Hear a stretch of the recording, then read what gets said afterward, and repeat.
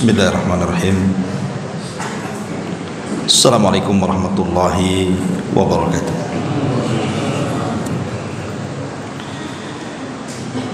Alhamdulillah wassalatu wassalamu ala Rasulillah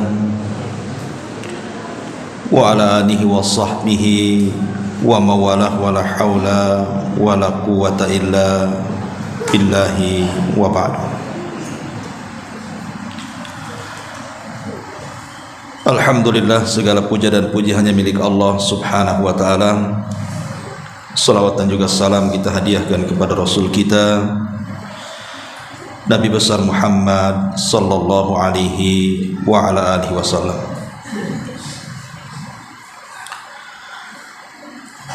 Melanjutkan kajian kita pada minggu yang lalu, masih membahas tentang orang-orang yang masuk surga dengan tauhidnya tanpa hisab dan azab. Di mana malam ini kita akan membahas tentang sifat-sifatnya. Siapa saja orang-orang yang dengan tauhid mereka masuk surga tanpa hisab dan azab. Karena Nabi SAW tidak menyebutkan orangnya, Rasul hanya menyebutkan sifat-sifatnya saja, sehingga memungkinkan siapapun bisa masuk pada kelompok orang-orang yang masuk surga tanpa hisab dan azab dengan syarat terpenuhi 4 sifat yang tercantum dalam hadis yang sudah kita baca pada minggu yang lalu. Yang pertama, ar-ruqyah, tidak meminta ruqyah. Sedikit kita bicara soal ruqyah. Ma'asyiral muslimin yang dimuliakan Allah subhanahu wa ta'ala, pada dasarnya ruqyah itu tidak ada masalah. Artinya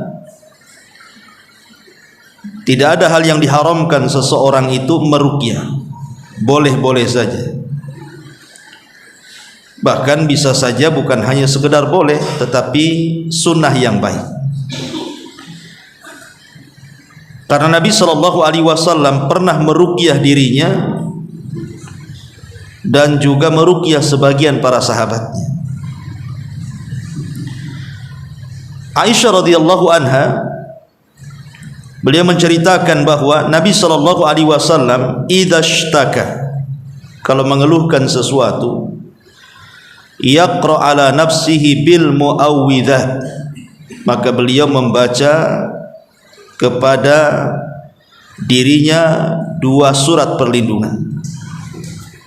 Wa yanfuth, kemudian beliau meniupkan kepada tempat yang sakit tersebut. Falamma ishtadda waja'uhu, tapi ketika di hari beliau semakin memarah sakitnya sebelum meninggalnya, kuntu aqra alaihi, aku yang membacakan surah muawwidzatain itu kepada Nabi. Wa amsahu biyadihi raja'a barakatiha, dan aku mengusapkan kepada tangannya karena mengharap berkahnya. Artinya Nabi SAW meruqyah dirinya dan diruqyahlah orang lain. Aisyah meruqyahnya. Sebenarnya tidak ada masalah. Hukum ruqyah itu tidak ada masalah. Apalagi ada kisah dari seorang sahabat namanya Abi Sa'id Al-Khudri radhiyallahu an. Jadi satu hari beliau bersama rombongan pulang dari safar. Kemudian kehabisan bekal. Akhirnya kemudian rombongan Abu Sa'id Al-Khudri ini mereka mampir di sebuah desa karena kehabisan bekal. Masuklah kemudian ke desa tersebut dengan harapan ada yang mau menjamu tamu, karena mereka kehabisan bekal, masalahnya bisa kelaparan di jalan. Tapi Allah subhanahu wa ta'ala takdirkan satu penduduk desa yang ditemui itu tidak ada satupun yang dermawan, semua bakhil. Tidak ada yang memberi sesuatu kepada rombongan Abu Sa'id Al-Khudri ini. Akhirnya kemudian Abu Sa'id Al-Khudri dan rombongan pun keluar dari desa itu untuk mencari desa lain. Qadarullah, pimpinan desa itu, Pak Lurahnya mungkin, tersengat kalajengking. Lah di desa itu tidak ada yang tahu soal pengobatan itu. Akhirnya kemudian orang-orang desa itu melihat dari rombongan para sahabat ini, kayaknya mungkin di antara kalian ada tabib yang bisa mengobati kepala desa kami. Maka salah seorang sahabat di antara mereka mengatakan, saya bisa mengobatinya, tapi dengan imbalan kalian harus memberi beberapa ekor kambing kepada kami. Akhirnya kemudian sahabat ini membacakan surah Al-Fatihah kepada kepala desa yang terkena salah jengking ini, tiba-tiba sembuh. Dari sini menunjukkan bahwa ruqyah itu bukan hanya sekedar penyakit roh saja, tapi penyakit badan pun bisa disembuhkan. Karena tersengat kala jengking ini penyakit badan, bukan ruh seperti kena sihir, kesantet dan yang semacamnya. Tapi bisa sembuh dengan surah Al-Fatihah tadi. Dengan cara diruqyah menggunakan surah Al-Fatihah, tiba-tiba sembuh. Akhirnya sebagaimana perjanjian, dia harus memberikan beberapa ekor kambing. Dari sini juga boleh seseorang peruqyah itu mengambil upah, tetapi dengan syarat jangan berlebihan. Akhirnya kemudian dibawalah kemudian kambing-kambing itu, sebagiannya disembelih dimakan, sebagiannya dibawa balik. Kemudian diceritakan kepada Nabi sallallahu alaihi wasallam. Maka Nabi sallallahu alaihi wasallam mengatakan, coba seperti apa yang kalian ruqyahkan kepada kepala desa itu? Maka akhirnya dicontohkan oleh seorang sahabat ini dengan membaca surah Al-Fatihah. Maka Nabi SAW mengatakan, la ba'sa birruqa ma lam takun syirkan. Tidak mengapa ruqyah yang seperti itu selama tidak ada kandungan syirik, selama tidak ada kesyirikan, ada masalah. Kemudian Nabi SAW meminta bagian upahnya. Maka sahabat pun kemudian memberikan beberapa kambing. Fadhahika Rasulullah sallallahu alaihi wasallam, maka Rasul pun tersenyum dan senang. Dari sini menunjukkan bahwa Nabi SAW membenarkan ruqyahnya para sahabat. Artinya ruqyah itu ya tidak ada masalah. Kemudian juga riwayat yang lain dari Utsman ibn Abil As radhiyallahu an. Utsman ibn Abil As radhiyallahu an, dia mengadu kepada Nabi sallallahu alaihi wasallam, di mana dalam jasadnya sejak dia masuk Islam itu ada yang sakit, si Utsman ibn Abil As ini. Maka Nabi sallallahu alaihi wasallam meletakkan, Rasulullah SAW kemudian bersabda kepada Utsman ibn Abil As ini, dha yadaka alal makani alladhi ta'allam min jasadik, letakkan tanganmu di tempat yang ada sakit dalam jasadmu itu. Pemain sakit di sini ya pegang begini, sakit kepala begini, gini, kalau gini nggak ada duit. Ya, jadi akhirnya kemudian kata Nabi SAW, kul, katakan bismillahi thalathan, ucapkan bismillah 3 kali, bismillah, bismillah, bismillah. Wa qul sab'a marrat, dan ucapkan 7 kali a'udzu bi izzatillahi wa qudratihi min syarri ma ajidu wa uhadir. Katanya Utsman ibn Abil As, aku pun melakukan apa yang disarankan Nabi. Fa adhaballahu ma kana bi, tiba-tiba Allah menghilangkan sakit yang ada dalam jasadku sejak aku masuk Islam. Dari sini juga ruqyah ini bermanfaat untuk penyakit jasad gitu ya, bukan ruh saja. Minimalnya antum kalau mamanya mau membaca surat-surat pendek paling sedikit 7 kali lah kan begitu. Kalau lebih daripada 7 kali tidak ada masalah, atau 3 kali atau 7 kali, lebih banyak lagi lebih baik tentunya ya.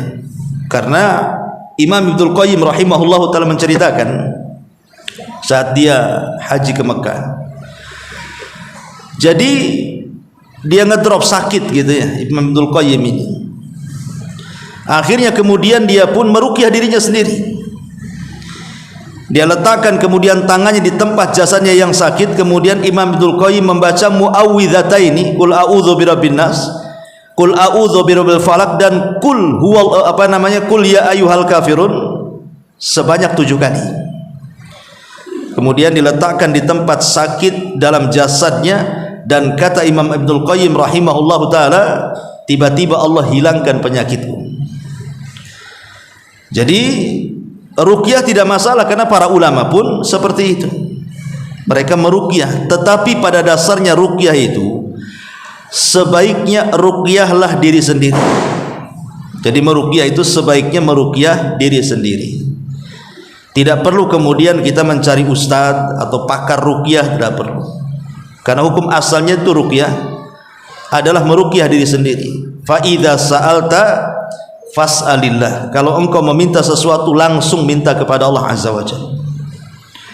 Sebab kalau seandainya kita mencari pakar ruqyah atau ustaz tertentu untuk meruqyah, ada 2 kemungkinan. Pertama, dikhawatirkan ada ketergantungan kepada ustaz yang meruqyah itu, seolah-olah yang menyembuhkan itu ustaznya. Sebab kalau seandainya peruqyah orang lain, kayaknya kurang manjur itu. Ada dua peruqyah nih, satu ustaz, satu santrinya. Yakin kemana nih? Yakin ke ustadznya lah kan gitu. Akhirnya kan ketergantungan, seolah-olah nanti yang menyembuhkan dia. Atau kalau tidak sembuh, nanti dicela pula ustadznya itu. Ustadznya nggak beres, nggak pandai ruqyah katanya. Kan gitu ya. Ya orang kan begitu biasanya. Ya. Tapi kalau seandainya meruqyah diri sendiri, kan tak mungkin suudzon kepada orang atau punya keyakinan bahwa dia yang menyembuhkan, paling menyembuhkan Allah Subhanahu wa taala. Karena ruqyah itu sebab. Ingat, ruqyah itu sebab, bukan obat. Yang harus dipahami, ruqyah itu sebab, bukan obat. Makanya sudah sering saya katakan bahwa dalam dunia pengobatan itu harus antum ketahui tentang 3 perkara. Pertama, ada obat itu yang bisa menyembuhkan secara nas Al-Quran ataupun nas hadis-hadis Nabi SAW.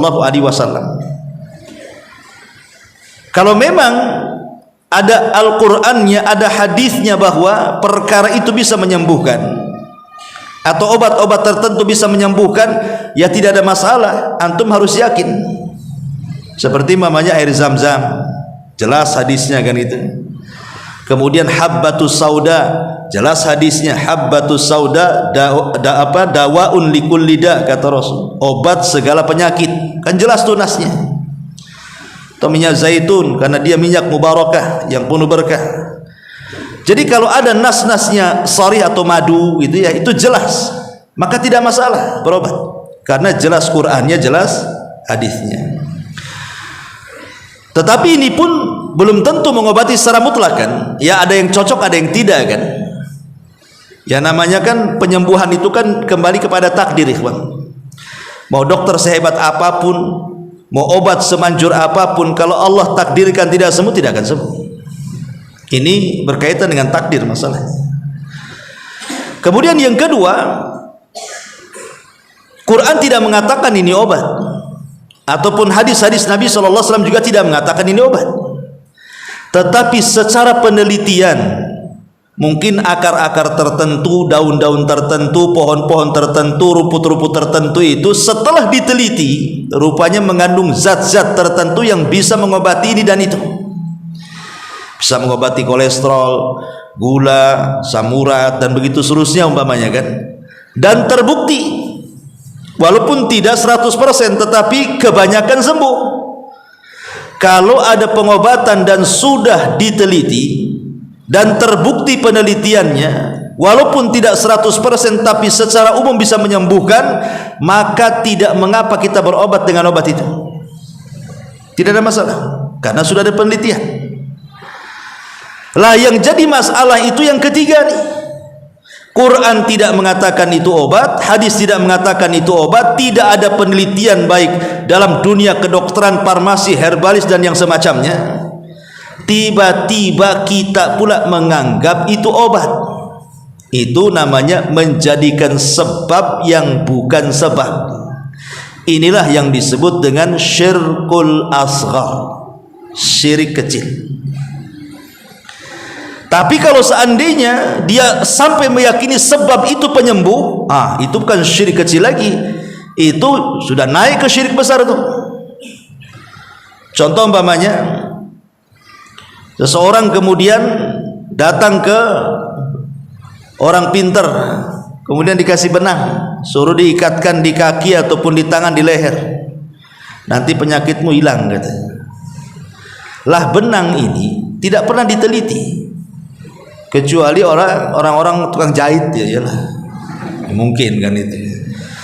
Tapi nggak ada dokter farmasi neliti benang kan gitu ya. Artinya bahwa ini kan aneh nih, kok benang bisa jadi sesuatu yang bisa mengobati, padahal di rumah sakit manapun tidak ada, di farmasi apapun tidak ada, kok dia pula jual benang itu? Berarti dia menjadikan sebab benang kesembuhan, padahal benang itu bukan sebab penyembuh. Kalau dia mengatakan tetap Allah yang menyembuhkan, benang ini perantaranya, syirkul asghar, syirik kecil.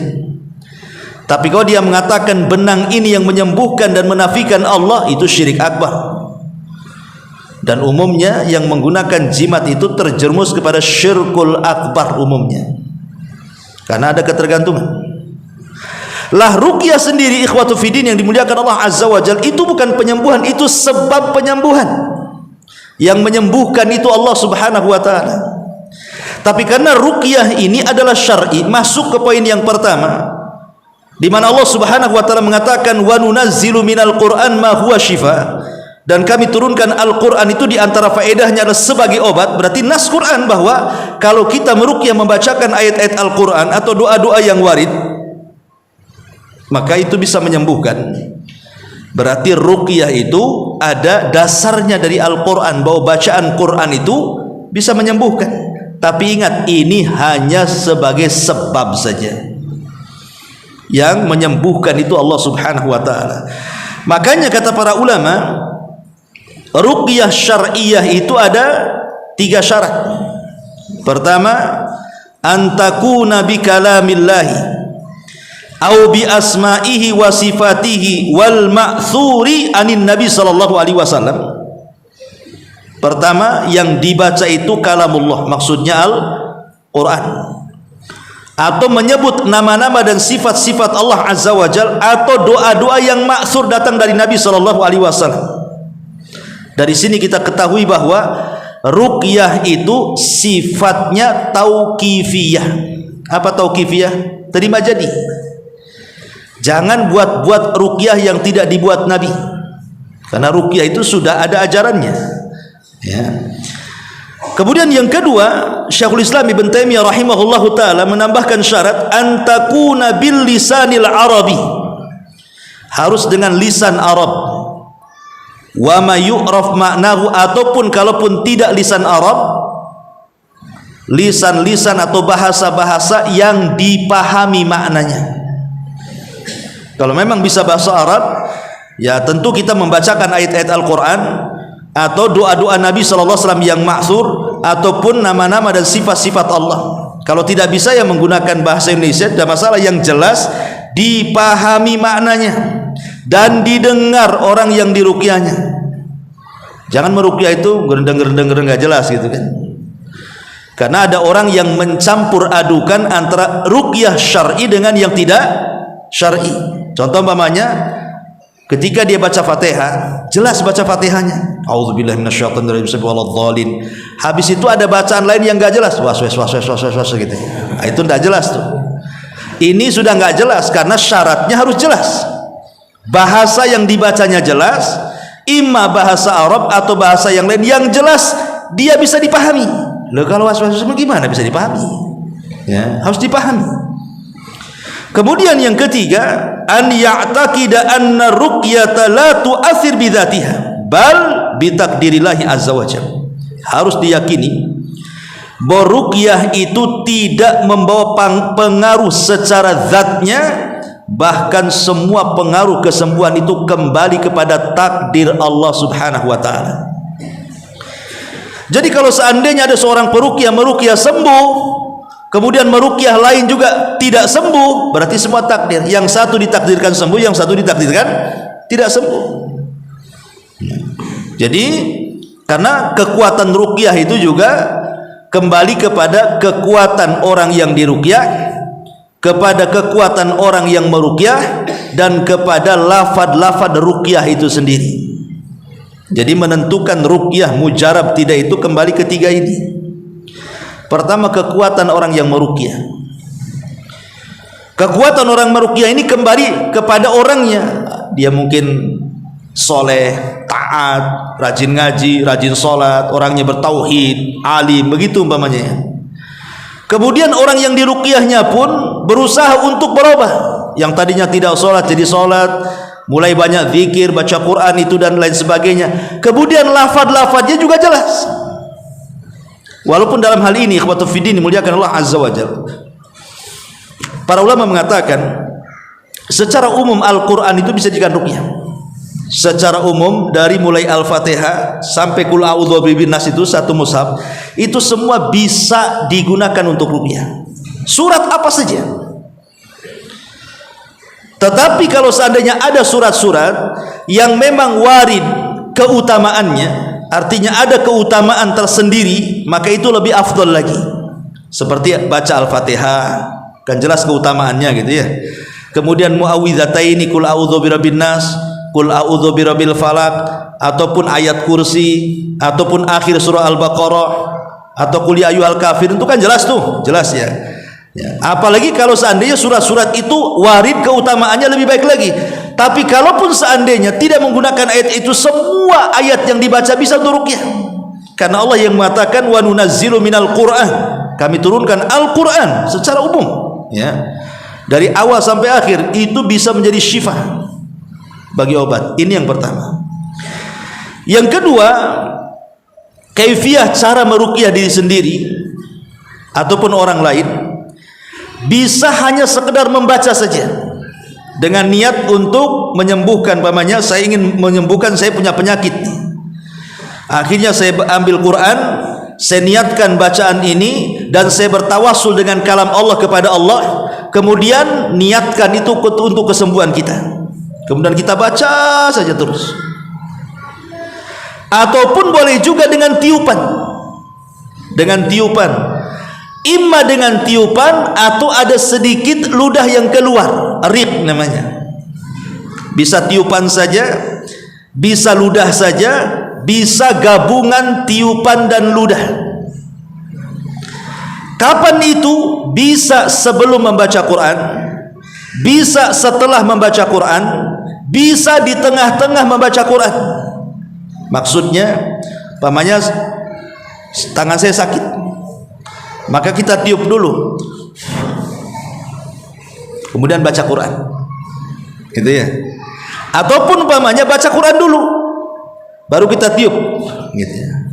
Atau sambil baca Quran meniup-niup, boleh tiga-tiganya, ya. Karena tidak ada ketentuan dan semua ada riwayatnya. Semua riwayat Aisyah radhiyallahu anha seperti itu. Kadang Rasul meniup sebelumnya, kadang Rasul meniup setelahnya, kadang Rasul meniup di tengah-tengahnya. Jadi bisa itu semuanya, ya. Ma'asyiral muslimin yang dimuliakan Allah Subhanahu wa taala. Kemudian juga kalau kepada orang lain tentu harus dilihat. Kalau orang yang kita ruqyah itu mungkin ada hubungan mahram dengan kita, ya enggak apa-apa kita sentuh, kita tiup-tiup. Ya. Kalau sama orang tua jangan kasih ludah lah. Ya niup saja gitu ya. Jadi kalau ada hubungan mahram nggak ada masalah. Masalahnya kalau kepada yang bukan mahram, ajnabi. Saya lihat para peruqyah ini aneh. Kadang-kadang dia pegang pada istri orang itu. Ustaz ada mahramnya. Walaupun ada mahramnya itu tidak punya cemburu tuh. Masa istri pegang-pegang dia nggak marah? Mana perasaan malunya? Nggak boleh. Ustaz peruqyahnya pakai kaos tangan, walaupun pakai kaos tangan itu istri orang. Lalu siapa yang pegang, siapa yang mengusap? Yang mengusap dan memegang ya suaminya atau mahramnya. Kita yang baca Quran, dia yang mengusap. Tidak boleh kita yang baca Quran, kita yang mengusap seperti itu. Karena tidak ada contohnya seperti itu. Dan itu bisa mengundang fitnah. Bisa mengundang fitnah. Ataupun cukup seseorang itu dibacakan saja, tidak diusap, gak ada masalah kok. Nggak dipegang juga nggak masalah. Karena pengaruh Al-Quran itu loh tidak ada yang tahu. Sebagaimana pengaruh sihir itu, ketika menyihir itu tidak ada yang tahu. Ini perkara gaib. Kita yakin saja bahwa Quran itu mempengaruhi besar. Gimana cara kerjanya, ya itu Allah yang tahu. Baca saja. Kalau dia meronta-ronta atau apa begitu kan, ya nanti mahramnya yang pegang. Ma'asyiral muslimin yang dimuliakan Allah Azza wa Jalla, karena ada sebuah kisah dijelaskan oleh sebagian masyayikh ini, bahwa ada orang di satu keluarga itu, ada orang yang sudah lama mengalami sakit. Jadi dia meminta fatwa kepada salah satu syekh. Jadi kata syekh ini, cukup engkau baca ayat kursi saja. Cukup engkau baca ayat kursi, niatkan kesembuhan dan bertawassulah kepada Allah dengan nama-nama Allah di situ, sambil pegang tempat yang kau sakit itu. Akhirnya dia membaca 150 kali ayat kursi. Allahu la ilaha illa huwa, udah habis, diusap bagian sakitnya, dibaca lagi, diusap, dan dia tidak sama sekali tidak bosan, terus saja dari pagi siang malam dia melakukan seperti itu, sampai 150 ayat kursi dia baca. Subhanallah. Kata dia, rupanya di sini pengaruhnya besar. Mulai terurai itu penyakitnya, sakitnya mulai mereda, dan begitu seterusnya. Jadi walaupun hanya sekedar membaca saja, pengaruh ayat itu sangat berpengaruh. Tidak mesti harus ada sentuhan, tidak mesti harus ada tiupan, karena ruqyah ini perkaranya luas. Ya, kalau disempitkan nanti perlu dalil. Oh, harus dipegang, mana dalilnya? Karena Al-Quran sendiri mengatakan secara umum cukup dibaca. Memang ada contoh dari Nabi SAW meniup, kemudian memberikan ludah, tapi juga ada cara-cara yang lain yang lebih elegan daripada itu. Dengan cara apa? Menggunakan media air, atau media minyak zaitun, atau media garam umpamanya. Seperti Ali radhiyallahu an, sholat dia, tiba-tiba kalajengking nyengat dia. Kemudian Ali tiba-tiba mengatakan, laknatullah alal aqrab, katanya, laknat Allah kepada kalajengking. Tidak sholat, tidak di luar sholat, tetap aja gigit, katanya. Kata Ali. Akhirnya kata Ali, Fatimah, kemarikan itu garam dengan air putih. Dan air putih campur garam. Kemudian Ali membaca ayat-ayat ruqyah. Kemudian diminum dan sebagian diolesi, sembuh. Ali ini ingin menggabungkan, kenapa mesti garam? Karena garam ini kan biasanya bisa mengobati luka kan gitu ya. Sementara air bisa minum tuh supaya mengobati dalamnya. Jadi menjamakan antara ruqyah dengan pengobatan medis gitu maksudnya. Nah, itu Ali pakai seperti itu kan, begitu kan, bisa pakai air, pakai minyak zaitun, kalaupun tidak harus disentuh kan. Karena pengaruh ruqyah ini yang tahu hanya Allah Subhanahu wa taala. Pengaruh ruqyah itu yang tahu hanya Allah. Oh enggak Ustaz, ketika saya ruqyah dikejang-kejang baunya. Bisa saja itu acting jinnya tuh. Ma'asyiral muslimin yang dimuliakan Allah Azza wa Jalla. Jadi cukuplah kita bacakan Quran saja. Kalau perlu tiupan, ya sentuhan-sentuhan, tapi lihat siapa yang Anda ruqyah. Siapa yang Anda ruqyah. Ma'asyiral muslimin yang dimuliakan Allah Subhanahu wa taala. Adapun disebutkan tentang adab peruqyah sendiri, yang pertama dia seorang muslim. Tidak boleh orang kafir dia meruqyah. Orang kafir ini ngapal ayat-ayat ruqyah, kemudian suruh meruqyah kita. Dia aja kafir. Jadi orang yang meruqyah itu harus muslim. Yang kedua, adlan fi dinihi, harus punya track record dalam agamanya. Jangan ahli maksiat pula meruqyah, nggak ada masalah sebenarnya, tapi kan kurang yakin jadinya kan. Kemudian yang ketiga, an ya'taqid ar-raqi annallahu wasyafi. Peruqyah harus yakin bahwa yang menyembuhkan adalah Allah Subhanahu wa taala, Kemudian yang keempat, an yakuna raqi aliman biturukil mu'alajati biruqyati syar'iyyah. Haruslah orang yang meruqyah itu tahu cara meruqyah. Jangan asal-asal, ya. Tahu cara meruqyahnya. Taib. Lah ruqyah sendiri kemarin sudah dijelaskan bahwa orang yang meminta ruqyah itu tidak ada masalah, cuman dikeluarkan dari orang yang masuk surga tanpa hisab dan adab. Tapi kalau seandainya dia punya amalan yang lain selain minta ruqyah, umpamanya ada amalan lain, umpamanya dia mati syahid. Orang mati syahid masuk surga tanpa hisab, kan gitu. Seandainya dia tidak tergolong amalan ini, ada amalan lain. Tidak mesti harus amalan ini saja, gitu maksudnya. Ada amalan-amalan lain yang menjadikan orang itu bisa masuk surga tanpa hisab dan adab. Jadi jangan terfokus kepada orang yang minta ruqyah saja, tidak. Nah, ini juga harus dipahami. Ini yang pertama. Kemudian yang kedua, al-kai. Kai ini maksudnya seseorang mengobati dengan menggunakan besi panas. Syekh bin Baz rahimahullahu taala, beliau mengatakan tentang hukum kai di sini. Apa kata Syekh bin Baz ketika ditanya, bagaimana hukum seseorang itu berobat dengan kai? Maka kata beliau, yajuz, boleh at-tadawi bil kai, berobat dengan kai, besi yang dipanaskan kemudian disundutkan ke tempat luka supaya tidak beracun dan begitu seterusnya, ya. Karena Nabi SAW mengatakan asy-syifa'u fi thalathin, obat itu ada di 3 tempat. Kayyatun nar, menggunakan kai, besi yang disudut api itu. Kemudian kata Nabi SAW, termasuk juga hijamah, itu juga termasuk pengobatan. Tapi salah satunya Rasul mengatakan kai. Tapi para ulama ketika membahas tentang hukum ini, Syekh bin Baz mengatakan boleh. Tetapi kata Syekh bin Baz, tapi kalau ada hajat untuk itu. Kalau tidak ada hajat untuk itu, jangan.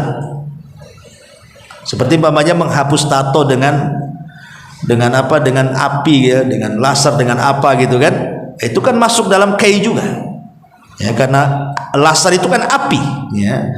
Kalau berhajat untuk itu ya ada masalah, selama tidak memadaratkan dan tidak merubah rasa takutnya kepada api lebih dibandingkan rasa takutnya kepada Allah. Karena yang menjadikan kenapa orang yang mengobati dengan cara kai itu dikeluarkan dari 70.000 orang yang masuk surga tanpa hisab dan azab, karena dikhawatirkan rasa takut kepada besi itu yang dipanaskan lebih dibandingkan takutnya dia kepada Allah, sehingga akhirnya mempengaruhi tauhid dalam bab takut tadi. Ma'asyiral muslimin yang dimuliakan Allah Subhanahu wa taala, makanya hukum kai sendiri dalam Islam itu tidak dilarang sebenarnya. Karena Nabi SAW pernah ba'atha ila Ubay ibn Ka'ab, mengutus seorang dokter kepada Ubay ibn Ka'ab radhiyallahu an. Kemudian faqatta alahu irqan wa kawahu binnar. Kemudian beliau, maksudnya tabib tadi, tiba-tiba memotong urat si Ubay ibn Ka'ab ini, kemudian setelah itu mengkainya. Karena di zaman itu kan kalau orang tersabat pedang, ya kawan, perang kan pakai pedang kan, hadap-hadapan, sabat sana sabat sini gitu kan. Mungkin zaman sekarang kan banyak lah obat-obat supaya steril dari bakteri dan yang lainnya. Zaman dulu kan susah, apalagi di peperangan kan, terpaksa supaya jangan kemudian darahnya ngucur atau supaya tidak tetanus atau apa, maka dibakarkan besi, diletakkan di tempat lukanya itu kan sakit sekali kan, begitu ya. Itu namanya kai, ya. Nah, Nabi SAW dijelaskan dalam Sahih Bukhari juga dari Anas bin Malik radhiyallahu an bahwa aku pernah mengkai bisul yang ke arah dalam sedangkan Nabi SAW masih hidup. Bisul aja dikai itu di sudut besi panas, ya, Anas bin Malik radhiyallahu, dan Rasul masih hidup tidak melarangnya, ya. Tetapi memang kebanyakan para ulama mengatakan tidak sampai tingkat haram, tapi makruh saja, dan boleh kalau mendesak. Kalau memang tidak ada penyakit kecuali diobati dengan cara begitu, maka berdasarkan fatwa para ulama, Syekh bin Baz, Syekh Utsaimin dan yang lainnya, dibolehkan. Ini yang kedua, sifat yang kedua kai. Yang ketiga, wala yatatayyar, tidak tatayyur. Tatayyur ini diambil dari ta'ir, artinya diambil dari burung. Jadi bahasa tatoyur itu diambil dari burung. Karena orang-orang Mekah ini ikhwan, mereka kalau hendak berbisnis kan hanya kedua negara saja. Allah menyebutkan rihlatas sita'i was-saif, musim dingin dan panas gitu ya, ke Yaman atau ke Syam. Jadi dagangannya penduduk Mekah itu kalau tidak ke Yaman, ke Syam, karena Yaman di zaman itu lebih maju dibandingkan Saudi. Sekarang terbalik gitu ya. Sehingga mereka kalau dagang ya ke Yaman atau ke Syam. Lah, ketika para pedagang ini mau berangkat dagang nih, maka mereka akan menerbangkan burung. Kalau burung ini ngarahnya ke Syam, tidak jadi mereka. Walaupun ngarahnya ke Yaman, pamannya saya mau dagang ke Yaman nih, saya arahkan burung, tiba-tiba terbang ke Syam, nggak jadi berangkat. Itu tidak mendatangkan untung tapi buntung. Ataupun saya dagang nih, bulan ini mau ke Syam, diterbangkan burung, tetap ngarah ke Syam, tidak jadi. Makanya Syam disebut Syam karena tasya'um. Kenapa Syam disebut Syam oleh orang-orang jahiliyah itu? Karena dianggap tasya'um, arah yang membawa sial. Tapi kalau menerbangkan burung arahnya ke Yaman atau arahnya ke arah lain, pokoknya jangan ke Syam saja, berangkat mereka. Rupanya tatoyur ini berkembang. Ya, kalau dulu kan cuma pakai burung saja kan. Kalau di zaman sekarang tatoyur ini kemana-mana. Makanya para ulama mengatakan definisi tatoyur itu seseorang menganggap sial ataupun untung karena sesuatu yang dilihat, sesuatu yang didengar, sesuatu yang dimimpikan, sesuatu yang dirasakan, maka mereka bisa menyimpulkan, oh ini ada masalah, ini ada hoki. Kalau umpamanya yang gatal tangan kanan gini, wah mau ngasih duit dokter lagi nih. Oh gatal tangan kiri, aduh dek kolektor datang nih. Kan itu ya. Ini kan aneh itu. Kalau saya dulu masih kecil itu, kalau ada kupu-kupu si rama-rama yang besar itu, wah berarti ada tamu kepala desa nih. Kalau kupu-kupunya kecil, tetangga cari makan katanya. Orang dulu kan begitu ya. Itu namanya tatoyur ikhwan. Ya tatoyur seperti tidak boleh.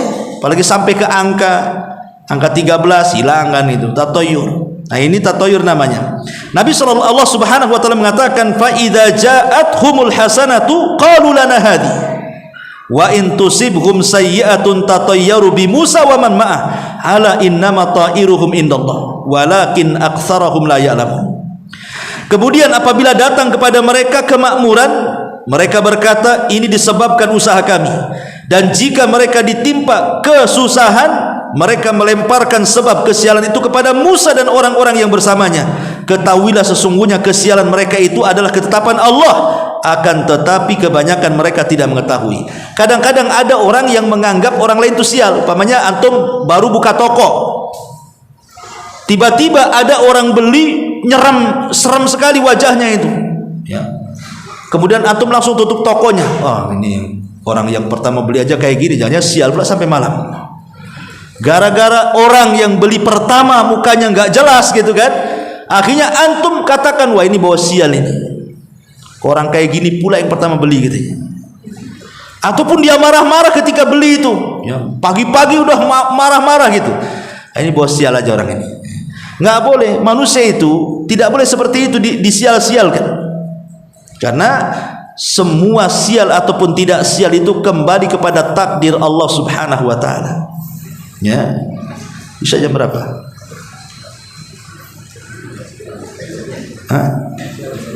Lewat 15, 11 masih ada waktu. Taib.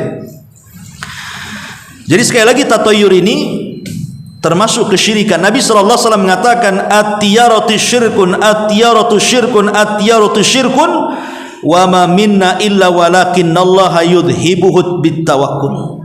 Tiarah itu syirik, tiarah itu syirik, tiarah itu syirik. 3 kali Rasul mengatakan, dan setiap orang pasti pernah terlintas dalam hatinya sesuatu dari hal itu.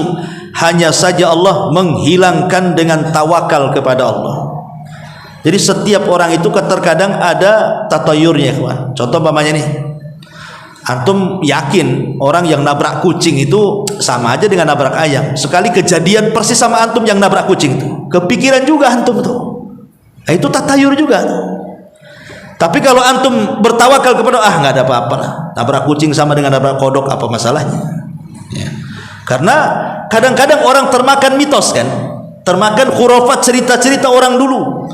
Kalau antum nabrak kucing, maka antum harus turun, harus dikafani, disolatkan, dikuburkan di Temiang. Baru antum tidak ada masalah perjalanan, kan begitu. Ini dari mana? Nggak ada, itu khurafat saja. Antum nabrak kucing dengan nabrak ayam lu sama. Kalau mau dikubur itu dikubur supaya bangkainya tidak menyakiti orang saja baunya. Ya ambil kubur gitu saja, supaya kalau tidak dikubur nanti bangkainya bau. Itu saja keyakinan kita. Jangan kemana-mana keyakinannya. Oh bukan Ustaz, karena kucing itu binatang kesayangan Nabi. Oh, Nabi lo nggak melihara kucing. Oh bisa kesayangan Nabi pula. Yang melihara kucing lo Abu Hurairah. Ya. Dan tidak semua sahabat melihara kucing. Kebanyakan sahabat tidak melihara kucing. Cuman Rasul mengatakan kucing itu, kenapa kemudian liurnya tidak najis? Karena fa innahu tawafina alaikum, dia binatang yang jinak yang suka berputar-putar di tengah-tengah kalian, kata Rasul. Hanya itu saja kok. Enggak lebih daripada itu. Jadi intinya bahwa bicara soal tatayur ini dikembalikan kepada tawakal dan kepada takdir Allah Subhanahu wa taala. Kemudian yang terakhir adalah wa ala rabbihim yatawakkalun. Dan yang keempat, ciri atau sifat orang yang masuk surga tanpa hisab dan azab adalah orang-orang yang bertawakal kepada Allah. Wa man yatawakkal 'alallah fahuwa hasbuh. Barang siapa yang bertawakal kepada Allah Subhanahu wa taala, maka dia akan dicukupi hidupnya. Dan yang terakhir inilah yang paling berat. Tawakal ini paling berat sekali. Oke lah, antum tidak tatayur karena sudah ngaji tauhid gitu ya. Antum tidak berobat dengan kai, antum tidak minta ruqyah mungkin iya. Tapi bertawakal ini berat. Tawakal ini ujiannya berat sekali. Kenapa demikian? Karena hati kita ini masih terpaut dengan selain Allah. Terkadang lebih besar dibandingkan keterpautan hati kita kepada Allah. Seperti kecintaan kita kepada istri kita, kepada anak kita, kepada usaha kita, ya, kepada permainan teman-teman dan begitu seterusnya lebih kuat. Atau keterkaitan dengan harta, jabatan, pangkat dan begitu seterusnya.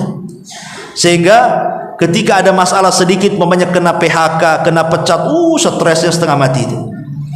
Stres, nggak bisa tidur. Ya, mau sholat aja ndak khusyuk. Baru diumumkan aja nama antum di situ. Belum dipecat, baru diumumkan, udah stresnya kayak kiamat tuh. Kenapa nama saya di situ katanya? Ya.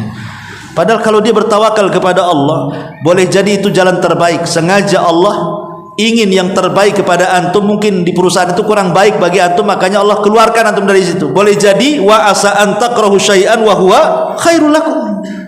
Sesuatu yang dianggap jelek di mata kita itu rupanya baik pula di sisi Allah. Betapa banyak orang yang keluar atau dikeluarkan dari PT, akhirnya kemudian jadi pengusaha. Siapa yang tahu? Tapi ada juga sebaliknya, di PT dia gajinya tinggi, pas keluar pula aduh susah kerjanya. Yaitu juga yang terbaik. Boleh jadi ujian bagi kita, ingin Allah mengangkat derajat kita, menghapuskan dosa kita, atau karena dosa-dosa yang pernah kita lakukan dulu yang kita tidak tahu. Ya, semua ada hikmahnya ikhwatu fiddin yang dimuliakan Allah Azza wa Jalla. Adapun tawakal sendiri banyak keutamaannya. Pertama, Allah suka dengan orang-orang yang bertawakal. Yang kedua, tawakal adalah alamat keimanan orang. Karena Allah mengatakan wa 'alallahi fatawakkalu in kuntum mu'minin, kepada Allah lah kalian bertawakal jika kalian orang-orang yang beriman. Artinya bahwa alamat keimanan itu ditonjolkan dengan tawakal. Dan tawakal itu yuzilul humum wa yufarrijul ahzan wal ghumum. Lebih daripada itu, tawakal bisa menghilangkan stres, bisa menghilangkan susah, bisa menghilangkan sedih. Ketika kita bertawakal kepada Allah Azza wa Jal, maka itu semua akan hilang. Dan tawakal ini adalah obat untuk tatayyur dan tasya'um. Tadi pembahasan tatayyur, kalau kita tidak ingin tatayyur, tawakal kepada Allah. Sandarkan ke hati kepada Allah. Jangan disandarkan kepada apa yang dilihat, apa yang didengar. Umpamanya antum bermimpi, jelek kali mimpinya, maka tidak perlu dipikirkan mimpi itu, tawakal aja kepada Allah. Enggak mungkin terjadi kok, tenanglah kita. Ya. Atau umpamanya pas jalan-jalan nih malam-malam, nengok sekelebat apa gitu ya, yang menakutkan, nggak usah dipikirkan, tawakal aja kepada Allah. Itu jin nakut-nakuti aja. Atau umpamanya mendengar sesuatu malam-malam, entah apa yang jatuh di dapur, entah kaleng kongguan atau apa gitu ya. Tahu-tahu kucing pula ditabrak. Kan enggak tahu kan. Tapi kadang-kadang kalau tengah malam Jumat Kliwon kan, apa ini? Ada apa ini kan gitu ya. Tawakal Allah, enggak ada apa-apa. Suara saja. Karena bagaimanapun jin itu, syaitan itu, dia berusaha masuk dalam setiap media untuk menakut-nakuti kita sehingga timbul was-was, akhirnya tatayur. Syaitan itu akan masuk ke media apa aja. Masuk ke angin, masuk ke suara. Setan itu masuk ke bayangan. Kadang-kadang lagi diam, gorden kok goyang-goyang, masuk dari situ. Ya, ada apa goyang-goyang. Rupanya ada kucing. Cuman nggak nampak anak kucing itu kan, tapi setan dah masuk di situ. Jadi kita udah merundung, dapat takut ya kan. Ya. Kemudian juga rupanya jendela kurang tertutup sedikit aja, angin masuk kan kita tidak tahu. Dia bisa lewat angin, lewat suara, lewat apa-apa kita tidak tahu. Ya. Makanya tawakal Allah, jangan pedulikan karena itu bisikan-bisikan syaitan supaya kita takut kepada selain Allah Azza wa Jalla dan melupakan Allah Subhanahu wa taala sehingga tauhid, kesempurnaan tauhidnya hilang. Karena yang menjadikan orang masuk surga tanpa hisab dan azab itu kesempurnaan tauhid. Ingat ya, yang menjadikan dia masuk surga tanpa hisab dan azab karena sempurna tauhidnya. Lah ketika kemudian orang minta diruqyah, inilah mulai mengurangi kesempurnaan tauhid. Ketika minta kai juga sama, ketika tatayur juga sama, ketika tidak tawakal juga sama. Akhirnya ketika tauhidnya kurang sempurnanya, maka dia tidak digolongkan pada orang yang masuk surga tanpa hisab dan adab. Wallahu a'lam. Subhanaka wa bihamdika asyhadu an la ilaha illa anta astaghfiruka wa atubu ilaik. Allahu ta'ala. Assalamualaikum.